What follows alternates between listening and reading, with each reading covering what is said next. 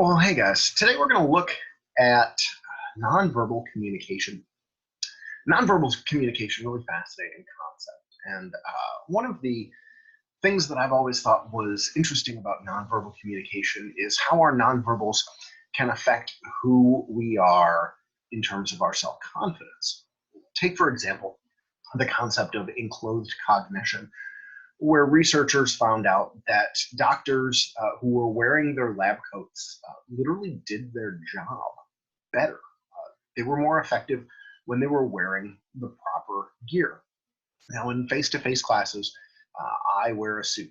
I always wear a suit to teach. On one hand, I like it. I think that it makes me feel better. On the other, that idea of enclosed cognition makes me feel as if I'm wearing the correct outfit for my job. The same process is applied to athletes. It's the reason why you don't practice in the same thing that you wear for the actual competition. In theory, your brain reacts to putting on the uniform to know, like, okay, this is the time for the performance. It's why the last thing in a theater is the dress rehearsal, actually doing it in the clothing that you're going to perform in.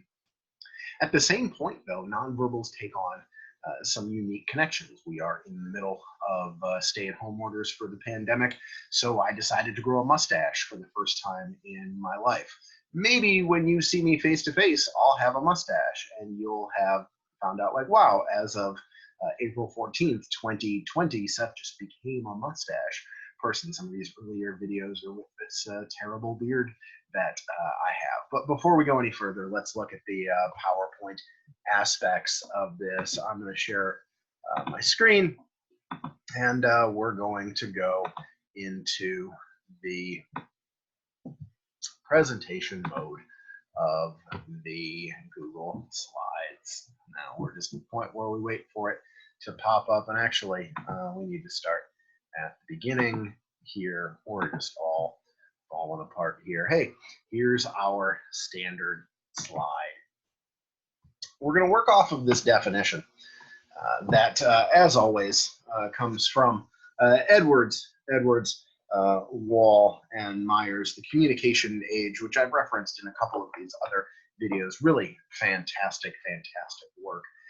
And I think that the important aspect of this is that we're looking at the idea of feelings and attitudes for this, but we've got a working definition. And as we do that, in order to properly work through it, we're going to break down 9 different codes. I'm really only going to focus on 3 or 4 of them, but the notes will show all 9. And it's likely that in the classroom versions, you're going to be responsible for the definitions and applications of all 9. But like with this first one, when we look at these main 3 concepts, one of the things that I want you to consider is how the idea of proxemics, which is how we communicate via space and distance, changed over the course of the social distancing concept, where it used to be that walking away from somebody, like I'm a distance runner, I run anywhere from 4 or 5 miles a day. I have for a number of years. It's partially what allowed me the opportunity to go from a nearly 300-pound man to a nearly 200-pound man.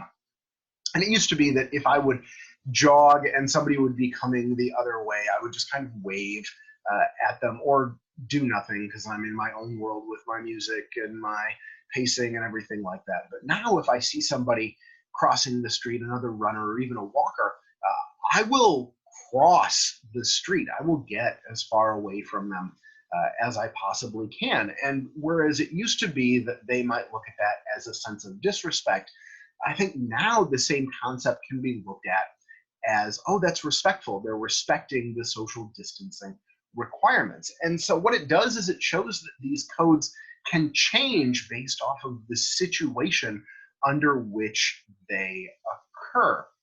And oftentimes these codes change pretty quickly, as we can take a look at with the second approach and the idea of chronemics or time. Time's a really fascinating concept when we look at it as a nonverbal approach.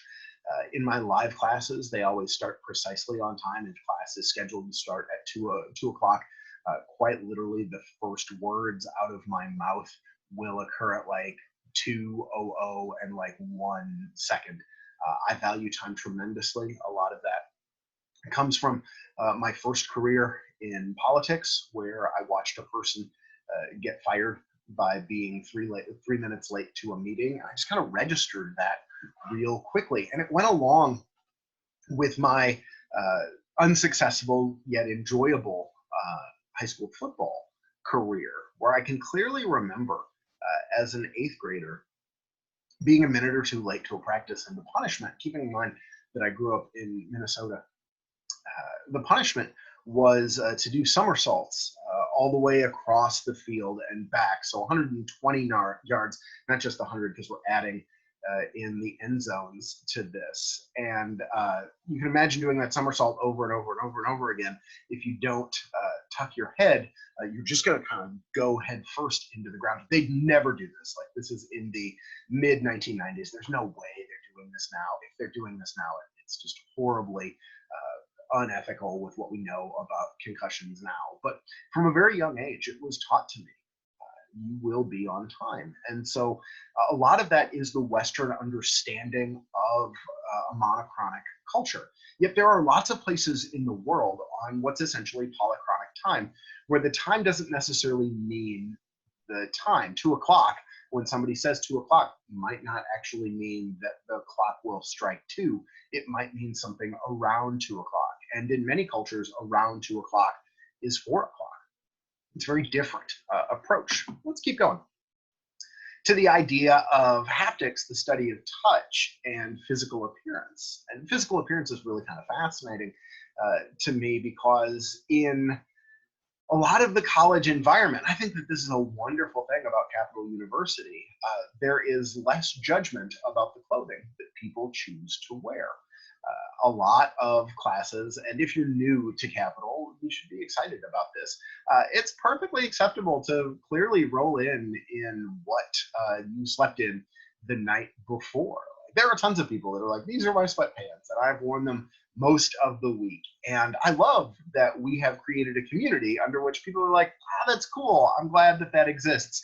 Yet at the same point, we have the same environment under which my suit, which oftentimes comes with a bow tie or sometimes even a scarf. I'll wear a scarf for one of these videos. Is still perfectly acceptable, because the physical appearance does connect to that self-concept. Yet at the same point, I think we'd all agree that we still judge people based off of that physical appearance. Is it fair? No. Is it reality? Kind of, yeah. And so when we look at the idea of how the internet affects this, in many situations, these nonverbal messages are starting to become replaced. Will we live in an age where somebody's ability to deliver a presentation over Zoom actually outranks their ability to give that same presentation in a face-to-face environment? Currently, right now in 2020, if you would have asked me that question 2 months ago, I would have said no. Still, the vast majority of large-scale business is done in a face-to-face environment. Mergers and acquisitions are still done via two people meeting together by the time something is all done.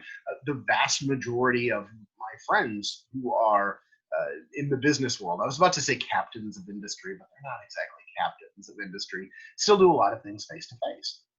Yet now, I think there's a really good chance that that changes. And so the way that we train people to interact with what's essentially just like a pinhole camera is changing. It's changing rapidly. And so as we finish this off today, understand that nonverbal communication by its nature is ever changing, and that a lot of these codes, a lot of these types of nonverbal communication are going to ebb and flow. And as we wrap up, I hope that you guys have a fantastic, fantastic